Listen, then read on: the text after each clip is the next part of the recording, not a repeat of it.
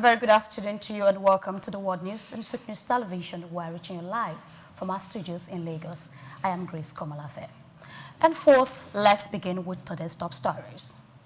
Federal government said it has disbursed a 6.3 billion naira loan to over 400,000 students since the launch of NEITI Fund. Africa Development Bank set to finance continent's largest airport with $500 million. Germany probes gas market tightens regulation and abuse, warns of higher bills. President Donald Trump is set to meet Vladimir Putin on August 15 to negotiate an end to conflict in Ukraine.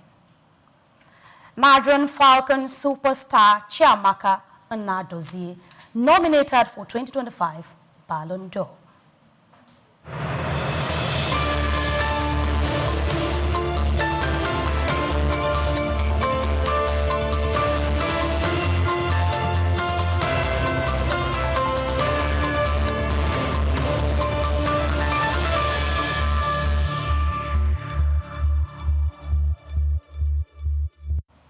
Thank you for joining us. Now we'll bring you the rest of the story on the news this afternoon.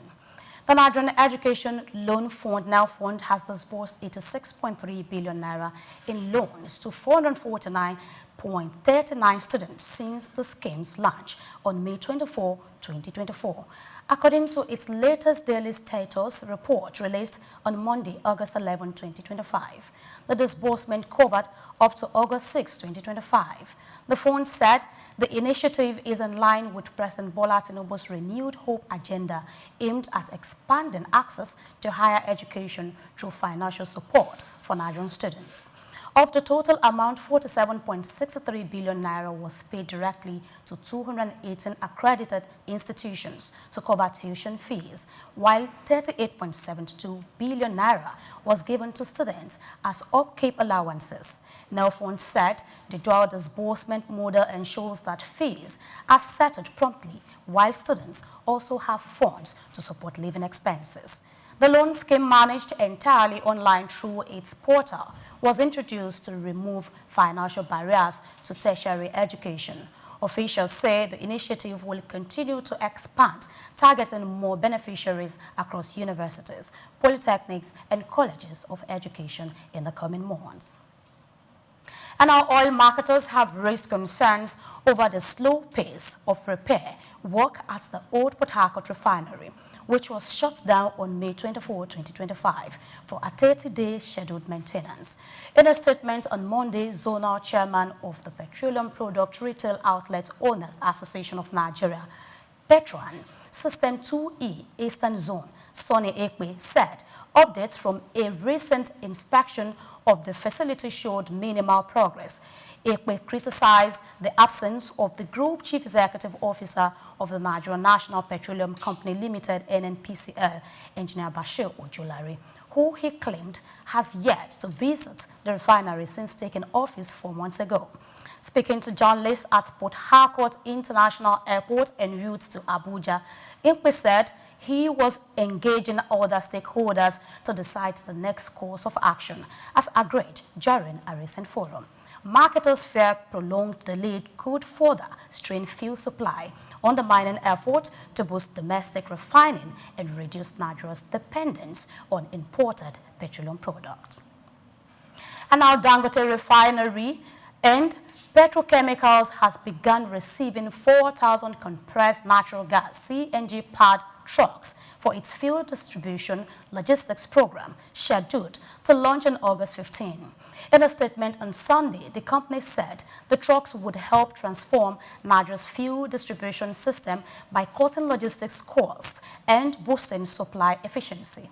The initiative is expected to improve nationwide fuel accessibility while supporting the country's energy transition goals. Group Chief of Branding and Communication, Dangote Industries Limited, Anthony Chiejina, described the project as a groundbreaking step for the nation's fuel distribution network. He said the CNG-powered fleet would not only deliver cost savings, but also reduce environmental impact. The logistics program will support the refinery's growing production output, ensuring fuel products reach markets quickly and efficiently across Nigeria. I will move away from that story. The Nigeria Extractive Industries Transparency Initiative, NEITI, has warned of a looming silent fiscal emergency threatening the financial stability of Nigerian states. In a statement issued on Sunday in Abuja, NEITI's Director of Communication and Stakeholder Management, Obiageli Onwara, said, rising debt servicing obligations are eroding states' ability to deliver essential services, develop infrastructure, and implement poverty alleviation programs. The warning comes after NEITI released its latest policy brief titled Beyond Federal Allocations, the Cost of Borrowings and Debt Servicing at the State Level in Nigeria. According to NEITI, the increasing debt burden poses long-term risk, especially as many states rely heavily on federal allocations to fund their budgets. The agency urged urgent fiscal reforms and better debt management strategies to avert deeper economic strain, stressing that unchecked borrowing could compromise both governance and development across the Federation. Still with the government, the Federal Ministry of Housing and Urban Development is seeking collaboration with the Kuwait Fund for Arab Economic Development, KFID, to boost affordable housing and sustainable urban growth in Nigeria. In a statement by the ministry's Director of Press and Public Relations, Badamasi Haiba, the move was described as part of ongoing effort to strengthen infrastructure development.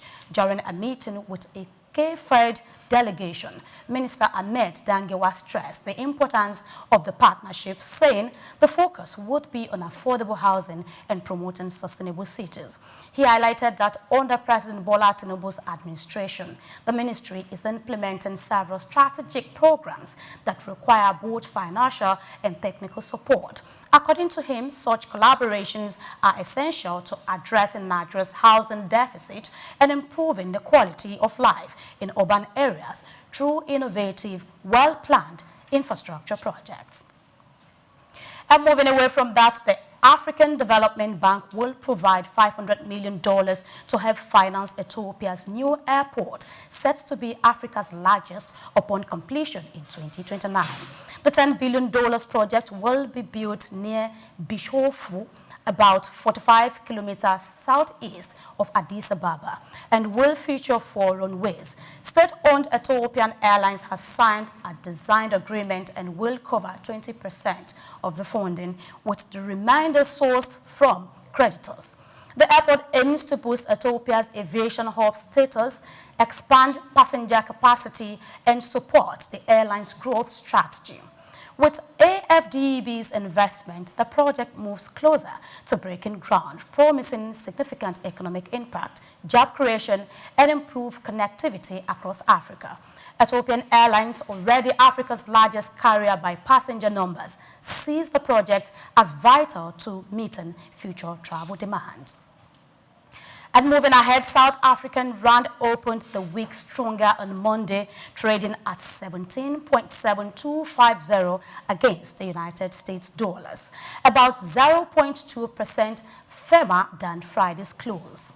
The gains came as investors awaited the release of June manufacturing output data and monitored ongoing trade discussions with the United States over reducing tariffs on South Africa export. Currently, United States import from South Africa face a 30% duty, the highest among sub-Saharan African nations. President Cyril Ramaphosa's office confirmed that he recently spoke with United States President Donald Trump, with both leaders agreeing to advance talks between their trade negotiation team.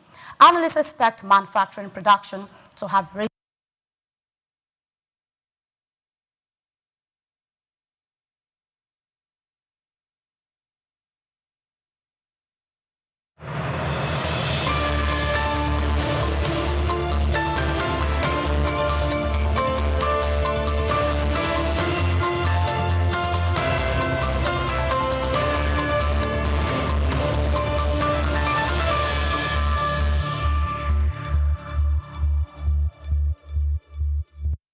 Welcome to Femi Walsh Limited, owners of Souk TV Lagos, Our Radio Lagos, Kaswa Radio Kano, and of course, Emirates TV, Abuja, and Dubai. Our niche market for media is business, economy, and development. At Femi Walsh, we promote your company's products and services using our world-class facilities. From our radio to Sook TV, what you get is nothing but the best of the very best. And if you're looking for the premium production firm for your events and corporate coverage, think no further, because we offer you the best of industry standards. With high-definition cameras ranging from 4K to 8K multicam setups, high-directional microphones, and real-time streaming encoders, we give you a production like none other. And if you're looking to produce podcasts, adverts, and documentaries, our team of experts will ensure that you convey your message clearly and professionally. Femi Welsh, Global Vision, Local Impact. We've got just what you need right here at Femi Walsh Media. Call it the Midas Touch, and you wouldn't be wrong. Let us record, produce, mix, and master your audio like nobody does. Reach us on our contact today for the best quality job.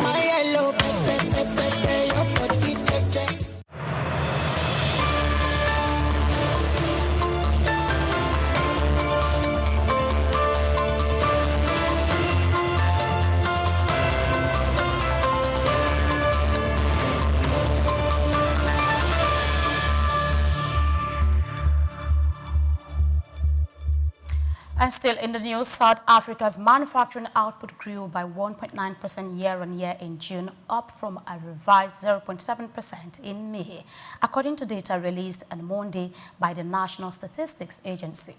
The improvement marks the second consecutive month of growth, signaling a gradual recovery in the country's industrial sector after periods of weak performance earlier in the year. Key manufacturing categories, including food and beverages, petroleum and chemical products, and basic iron and steel, contributed to the positive year-on-year performance. Analysts say the uptick reflects improved off-demand conditions, although challenges such as high energy costs, logistical bottlenecks, and intermittent power supply continue to weigh on the sector's momentum. On a month-on-month basis, manufacturing output was flat in June following a revised 2.2% increase in May.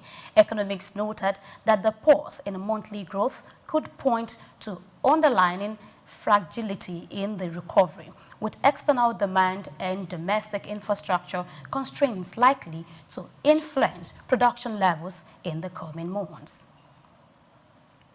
Away from South Africa, China's planned 1.2 trillion yuan, $167 billion mega dam on the Yalong-Sangbo River in Tibet is set to face strict checks before qualifying for green financing. According to Sustainable Fitch, the hydropower project overlaps a globally significant biodiversity hotspot, raising environmental and social concerns. Banks and investors are expected to examine the project's potential impact on water availability, wildlife, and local ecosystems before providing funds. Large hydropower development often attracts heightened review to ensure risk assessment and mitigation plans meet global sustainability standards. Sustainable Fitch's head of Asia Pacific ESG rating, Nkechi Chika Obi, said lenders would require evidence that the developer fully understands and addresses these risks. Failure to meet such criteria could limit access to green finance, potentially affecting project timeline and investment interests. South Korea and Vietnam have agreed to intensify cooperation to nearly double annual bilateral trade to $150 billion by 2030. The commitment was made during a meeting in Seoul between South Korean President Lee Jae-yong and Vietnamese Communist Party Chief Tu Lam. as both nations look to cushion the impact of United States tariffs under President Donald Trump's administration. President Lee described the partnership as a mutual beneficial economic cooperation that has underpinned the steady growth of bilateral relations. Both leaders pledged to accelerate trade and investment initiatives across sectors including electronics, manufacturing, and agricultural exports. The expanded trade goal reflects the two export-driven economies' shared strategy to diversify markets and strengthening supply chain resilience. Achieving the target would deepen economic ties and boost their competitiveness in the global market. And now Indonesia and Peru have signed a comprehensive economic partnership agreement aimed at deepening bilateral trade and expanding market access between Southeast Asia's largest economy and South America. The deal, finalized in just 14 months, was signed in Jakarta during Peruvian President Dina Bolotes's state visit. Following Indonesian President Prabowo Subianto's trip to Lima last year. The agreement comes amid heightened trade tensions, with the U.S. recently imposing a 19% tariff on Indonesian imports. It covers cooperation in defense, narcotic control, food security, energy, fisheries, and mining.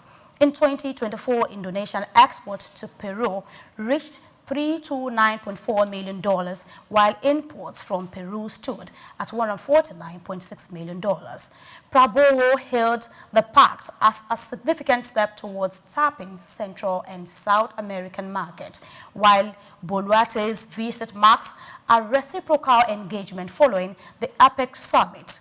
At home, the Peruvian leader faces low approval rating and mounting unrest over gang violence. And still in the news, Taiwan's Vice Premier Chen Li-Chuen has confirmed that the nation is actively pushing more favorable tariff terms with the United States following the recent imposition of a 20% levy by President Donald Trump. Speaking at a new briefing on Monday, Chen emphasized Taiwan's determination to secure a more reasonable rate and pledge transparency by supporting negotiation progress to Parliament. The ongoing talks are running alongside a United States national security investigation under Section 232 of the Trade Expansion Act of 1962. Taiwan, which holds a sixth largest trade deficit with the United States, is particularly impacted in the semiconductor sector, where 90% of its deficit originates. Industry leader TSMC supplies chips to major technology companies such as NVIDIA, making tariff terms a critical economic concern. Sector-specific tariffs on semiconductors, electronics, and information technology products, which dominate Taiwan's export to the United States, are yet to be finalized. The government is aiming for an agreement that protects its high-tech export competitiveness while maintaining stable trade relations with Washington.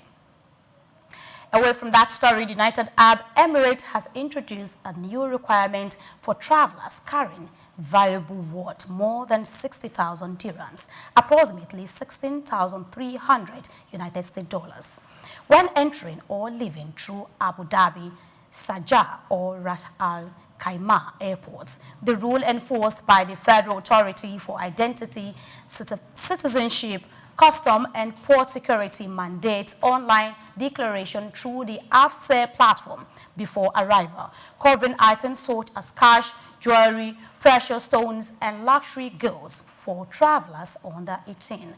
A parent or guidance must submit the declaration. Officials say the move aims to strengthen border control, combat money laundering, and align with global financial transparency standards. By requiring pre-arrival submission, customs officers can review declaration in advance, easing congestion at airport counters and speeding up clearance for compliant travelers. The service is free, accessible via the AfDB app or website, and requires details on travel itinerary, contract information, and item values, with receipts for expensive goods when necessary. Non-compliance can result in confiscation, financial penalties, and possible criminal investigation. The threshold applies to the combined value of all eligible items, and ignorance of the rule offers no defense. While passengers merely transiting without entering the country are exempt, travelers are urged to complete the online process ahead of time to avoid delays and disputes. Still in the news, India Bank are intensifying scrutiny, of exporting 6 new loans following United States President Donald Trump's imposition of a 50% tariff on goods from India. Lenders are asking applicants both their exposure to the American market and their contingency strategies to cope with the higher duties. According to the people familiar with the matter, officials from 5 major banks said the tighter review focuses heavily on export-reliant sectors such as textiles, gems, and jewelry, which face significant risks from the punitive levies. The heightened checks aims to gauge potential revenue losses and repayment challenges before approving credits. The move underscores growing concerns in India's financial sector over the broader economic fallout of the trade dispute. Exporters heavily depend on United States buyers are expected to face shrinking margin and increased uncertainty in securing financing back. And now we'll be taking a break. We'll return with more stories. Please stay with us.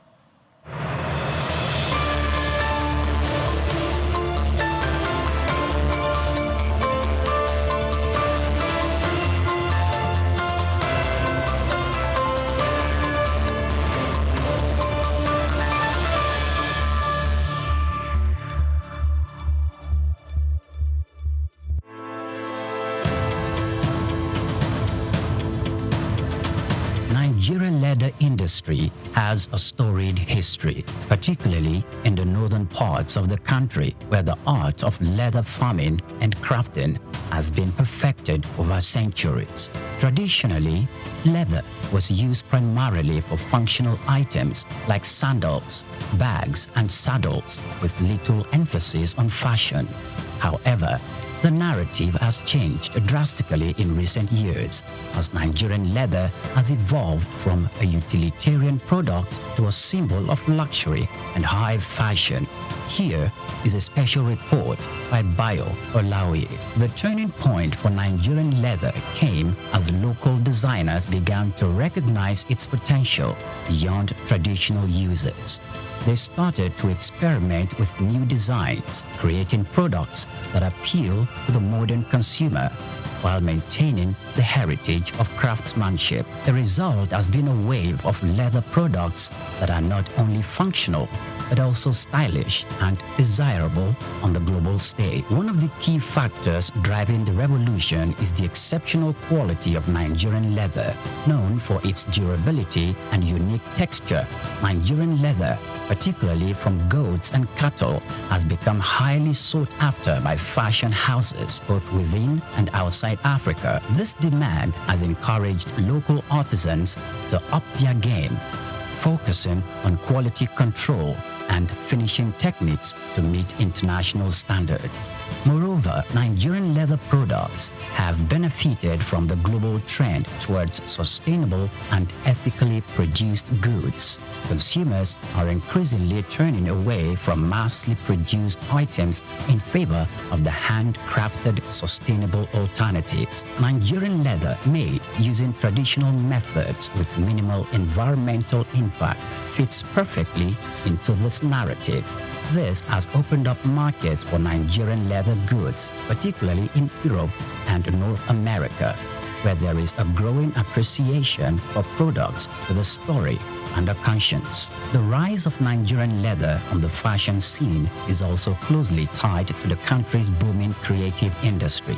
Fashion designers, many of whom had gained international recognition, are incorporating leather into their collections and innovative ways, from sleek handbags and bespoke shoes to stylish jackets and accessories. The Nigerian leather is becoming a staple in high fashion. This trend is not only boosting the profile of Nigerian fashion, but also creating new opportunities for economic growth. The leather industry, once dominated by small-scale craftsmen, is now attracting significant investment.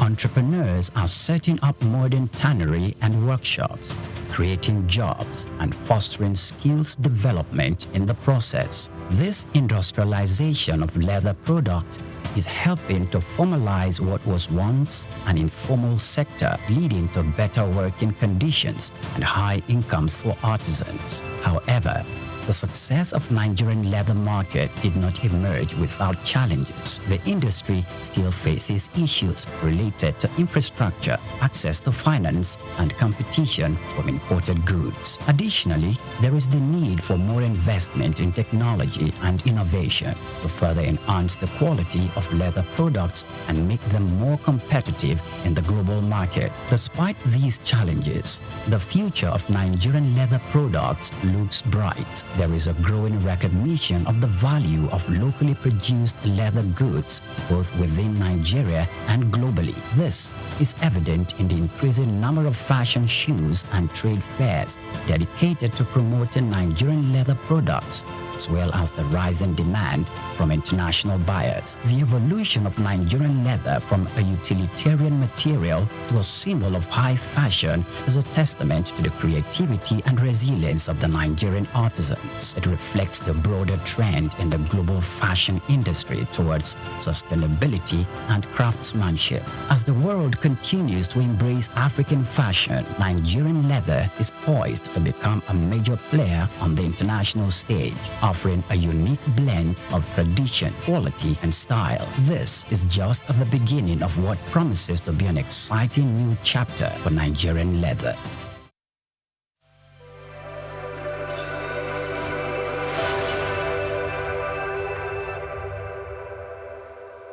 We've got just what you need right here at Femi Wash Media.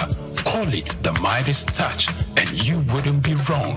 Let us record, produce, mix, and master your audio like nobody does. Reach us on our contact today for the best quality job.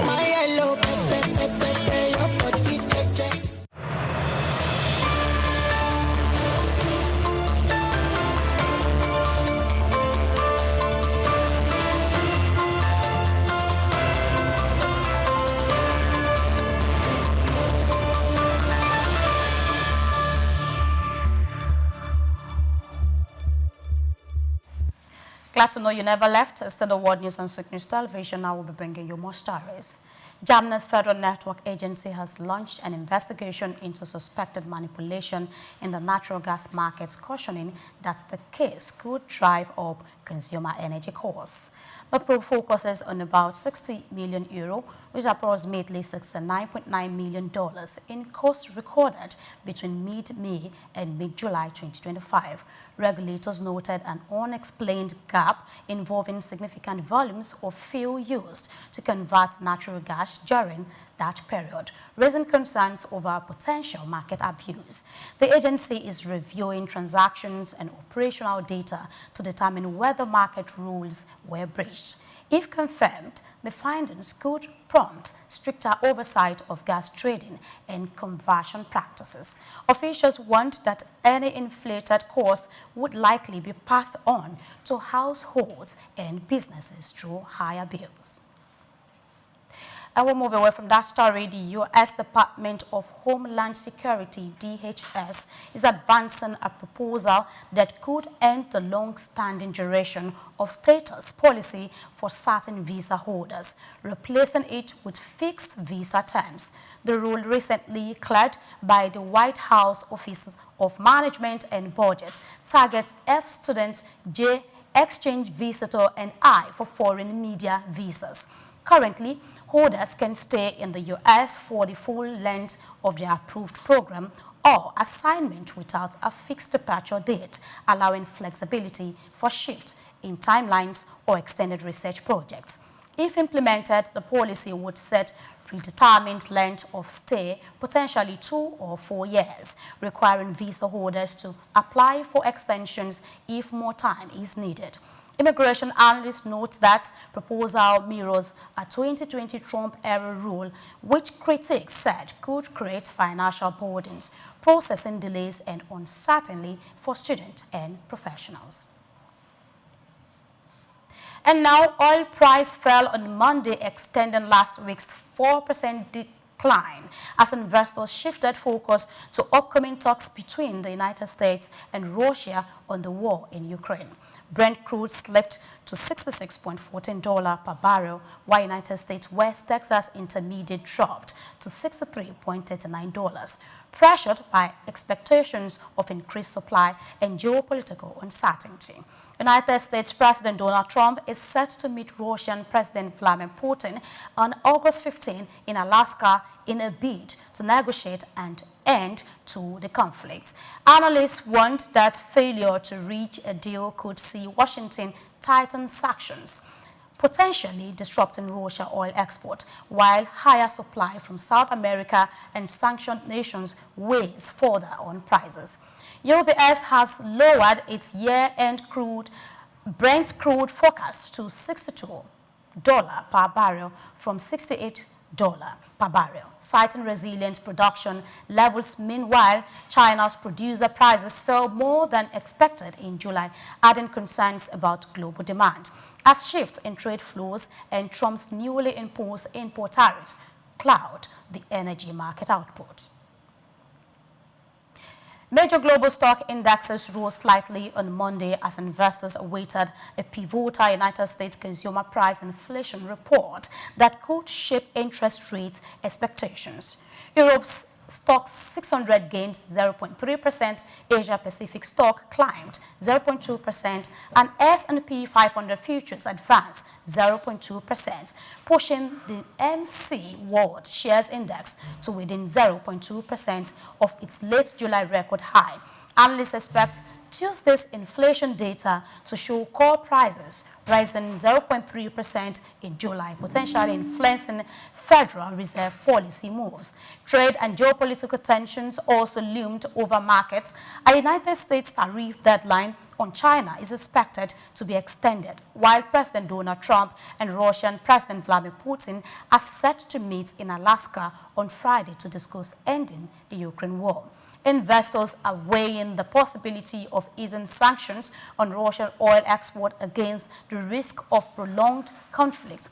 Treasury yields hovered near recent lows as market priced in a 90% probability of a September interest rate cut, with at least one more reduction likely before year-end.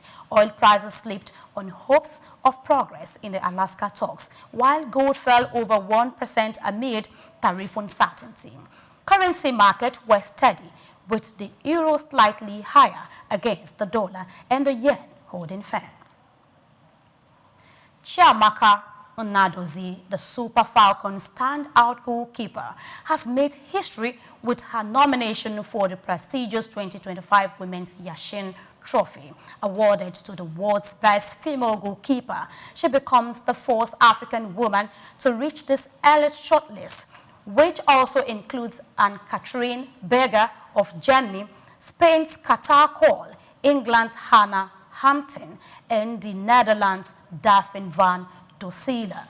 Her nomination crowns an outstanding season that saw her play a pivotal role in Paris FC's Coupe de France triumph before securing a summer move to Women's Super League outfit Britain and Hove Albion. The Nigerian also had an unbeaten run to her record-extending 10th Women's Africa Cup of Nations title, where she was named Best Goalkeeper. The Ballon d'Or ceremony will hold on September 22, 2025 in Paris. Still on sport, Nigeria's senior men's basketball team, the Tigers, arrived in Angola on Sunday for the 2025 FIBA AfroBasket, which tips off Tuesday and runs until August 24. Their final 12-man roster, unveiled a day earlier, blends experience with fresh talent for the continental showpiece in Luanda. Heading the squad is Mba shooting guard Josh Okoje of the hosting Rockets, bringing elite scoring and leadership. Defensive anchor Kaodirichi Akobundo Ehiogo adds rim protections, while seasoned forwards Talib Zana and veteran Stan Okoye offer stability and playoff know-how. The tournament marks another opportunity for the Tigers to reassert dominance in African basket after mixed recent campaigns. With a balanced roster and a blend of NBA and international experience, the team will look to make a strong start in Angola and push for their 4th AfroBasket title. That's a wrap on the news, but before we go, let's have a recap of today's top stories. Federal government said it has disbursed a 6.3 billion naira loan to over 400,000 students since the launch of NEITI. Africa Development Bank set to finance continent's largest airport with $500 million.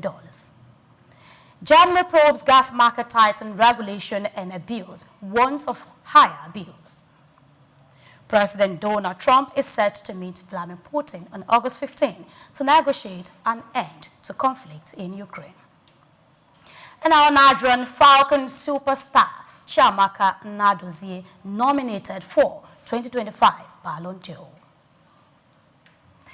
Also, many thanks for watching. That's the news this afternoon, reaching you from Soup News TV. My name is Grace Komolafe, but do not forget to always follow us on all our social media platforms. Do have a good afternoon.